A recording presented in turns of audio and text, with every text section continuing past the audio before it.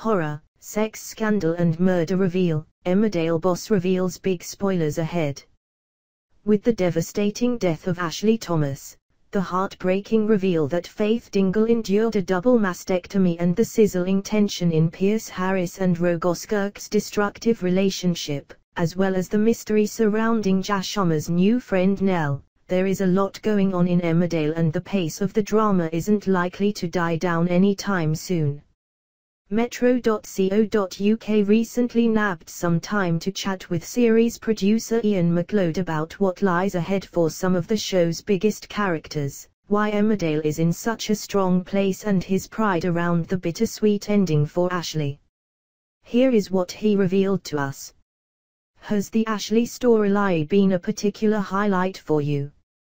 Certainly it's up there. Nearly every one of us has some sort of direct or indirect experience of dementia, so what makes me proud is when people tell us that we have got it right. I have read the letter of a lady who contacted us to say how her husband has gone into a care home and gave away his wedding ring, and how our portrayal of such a similar situation has brought some daylight into her life. That kind of stuff is something that you can't put into words. It makes viewing figures seem trivial. What's the secret to Emmerdale's ongoing awards success?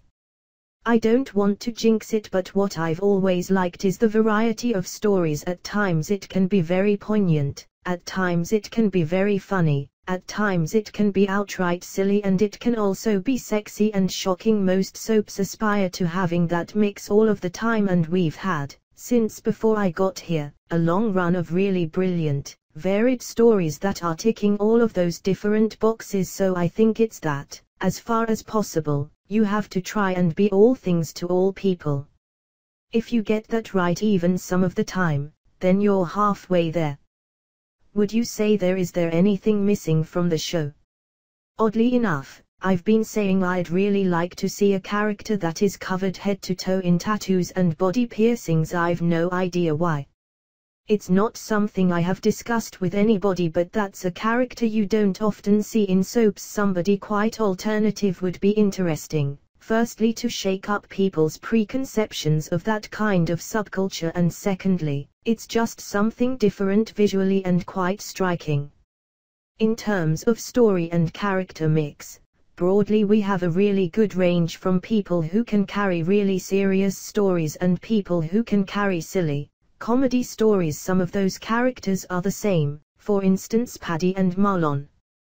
They can do really silly, but they can also break your heart, and I think the stuff that Mark Carrick's done in the Marlon/Carly storyline and the stuff that's coming up in it is really heartbreaking. We have a really talented cast. Can you tell us who has big storylines ahead? Laurel.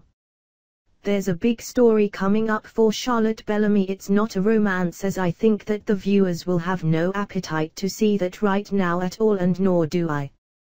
The way I describe it is that when you are grieving, you are such a ball of emotion that you can become quite tenacious and quite combative. So I think we might see her butting heads against somebody quite unexpected in the near future. Roe and Pierce. Roe and Pierce will continue to escalate and deteriorate. His behavior gets more and more dark and manipulative. There's a really huge story for them that will run right up to the end of the year. Kane and Harriet. We have ongoing shenanigans for Kane and Harriet, which I am sure you can guess. Moira is the love of Kane's life, but there comes a point where you can only have the door shut in your face so many times before, especially when you're Kane, male pride dictates that you need to go and get laid. What starts as a sexy, fun, naughty affair where the angel is sleeping with the devil, does turn into something more serious in a way that questions Kane's feelings about what he wants from his romantic life. That's really big. Harriet has always been a really different kind of vicar. She used to be a police officer, and she's a tough cookie, and that comes to play a little bit. What's a Dingle doing not only dating a vicar but also a former copper, and that does rear its head. She probably will get into trouble with the diocese to comedy effect. There's some fun stuff coming up. A guy called Bishop Barry makes an appearance and Harriet gets her knuckles rapped. Emma. Obviously the Barton story that kicked off last year around the big car crash is still bubbling along, and the video that Ashley accidentally took is still out there and will definitely become significant as the story unfolds. So there's big new chapters there. Emma considers lying to be a lesser sin than killing James, so she is not averse to committing a small sin to cover up the bigger one. Emma's dead serious about her religion. She sees it as a way to absolve herself over what she did.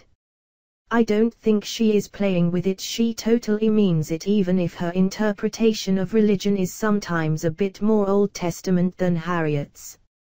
We'll play with that a little bit, where Harriet is very much a modern vicar as evidenced by her affair with Cain, and is kind of more New Testament with attitudes like turn the other cheek and love thy neighbor, whereas Emma is a teeny weeny bit more Leviticus. That religious conversion that Emma has experienced is very earnest in her mind. She's not just using that to portray herself as a better person, she really buys that, but it will come to torture her in the end.